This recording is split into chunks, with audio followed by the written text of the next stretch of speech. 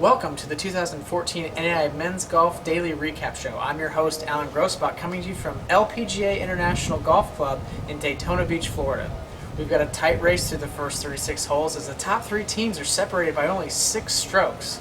So let's not waste any time and get right into the action.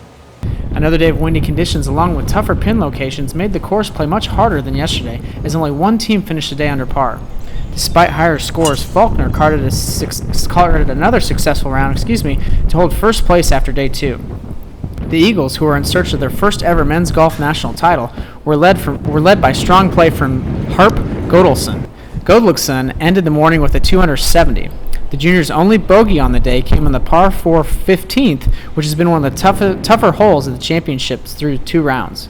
Godelson ended the first round tied for 10th with a 71, and with today's performance has moved into second place in the individual championship race. We were able to catch up with Godelson following his morning round to get his thoughts on how the course is playing and what he needs to do to continue his stellar play. I'm here with Hafren Gudlaksson. He shot a 70 today and is tied for the lead. How are the conditions out there in round 2?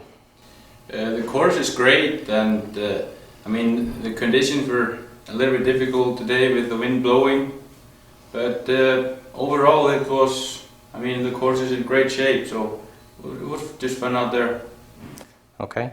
Now what's your mindset being close to the lead going into the final 2 rounds? How are you going to approach the last 36 holes? Just the same way as first 2 rounds. Just to try to keep the ball in play and make some putts, and we'll be in good shape. Be positive. All right. Best of luck the rest of the way. Thank you. One of the big stories of the day was the tremendous play by Texas Wesleyan. The Rams came into Wednesday tied for 9th after shooting a 4 over par 292. Now the Rams were led today by a 2014 championship single round low 67 by Jose Pablo Rolls. The number 1 golfer for the Rams rebounded after a pair of bogeys in the front 9 with 5 birdies in the backside. In addition to Rolls, Calvin Klein was also under par for the Rams. The performance today puts Texas Wesleyan, who finished runner-up at last year's national championships, currently in second place behind Faulkner. Day 1 leader Coastal Georgia surrendered its lead with an 8 over par 296. However, the Mariners stayed within the top 3 with a 2-round total of 581. Coastal Georgia's number 1 Dylan Freeman leads the team at 1 under par through 336 holes, which is good for 6th place in the field.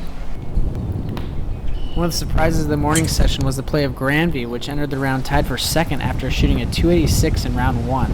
The Vikings struggled with a 10 over par 298 in the second round.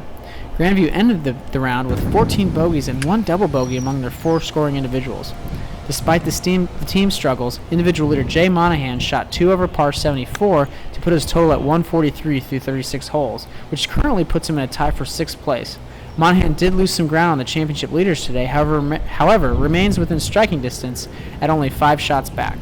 One of the pillars of the NAIA outside of athletics is its Champions of Character program, and today Embryville, Arizona got a chance to interact with students at Westside Elementary School here in Daytona Beach. Our director of Champions of Character, Kristen Gillette, caught up with Tyler Harrison of the Eagles to talk a little bit about Champions of Character and what it means to him. In competition, it's important to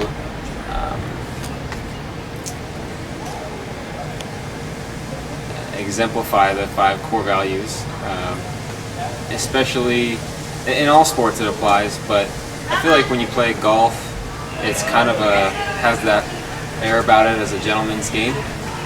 And I remember as a kid when I was learning how to play golf, the biggest thing that my coaches in high school and before that, my coaches and teachers always wanted me to be sure and be respectful. It didn't matter if I shot 130, first couple tournaments I played were in the 130s.